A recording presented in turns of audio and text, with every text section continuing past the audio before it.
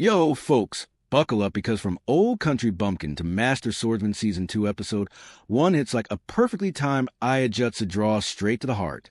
We pick up with our humble sword saint in denial, Beryl Gardnet, that mid-40s dojo master who still thinks he's just an ordinary country bumpkin. Fresh off his wild ride training elite knights, wizards, and adventurers in Capital Ball Train, Beryl's life is anything but settled. The episode and first look waste no time diving back in.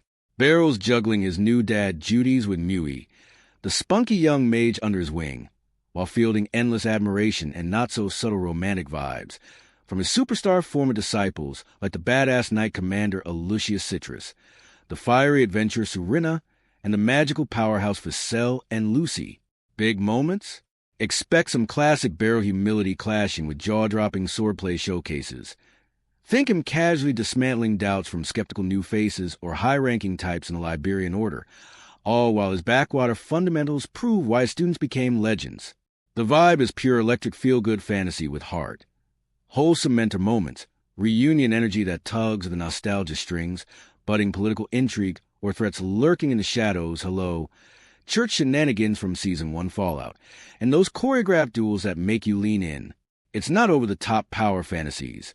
It's grounded, clever swordsmanship mixed with comedy gold from Beryl's obliviousness to how OP he actually is.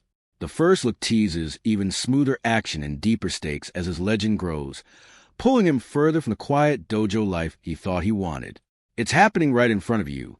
An older, relatable hero owning his quiet strength while his kids refuse to let him fade into retirement. Pure hype. Studio Passion and Hayabusa film are back, and the animation in this Season 2 kickoff looks sharp and energetic. The art style keeps that clean, stylized fantasy aesthetic that popped in Season 1. Detailed character designs that sell the age-gap mentor vibes without feeling creepy, vibrant capital city backdrops, and fluid sword fights that emphasize real technique over flashy explosions. Beryl's movements? Chef's kiss. Practical, momentum-driven slashes, feints, and counters that feel earned and satisfying. The blend of 2D and CGI in action sequences has improved. Transitions feel seamless, giving those duels a dynamic, almost immersive punch without the jank that sometimes plagues mid-tier productions. Gorgeous highlights include the lighting on clashing blades, expressive faces capturing Beryl's deadpan humility or his student's starry-eyed respect, and some beautiful environmental details in training grounds or city streets. The color palette pops with those signature fantasy hues, rich greens and flashbacks to the countryside, metallic shines in armor, and magical flair from the wizards. What could step up? Occasional background character stiffness or moments where the budget shows in non-action scenes, typical for studio's workload, and some character outfits remain, enthusiastically revealing in ways that might pull you out if you're not into the trope. But overall, it's a solid step forward, gorgeous where it counts most, the fights. Man, the Season 2 premiere and first look has me fully obsessed again. From Old Country Bumpkin to Master Swordsman nails that rare sweet spot.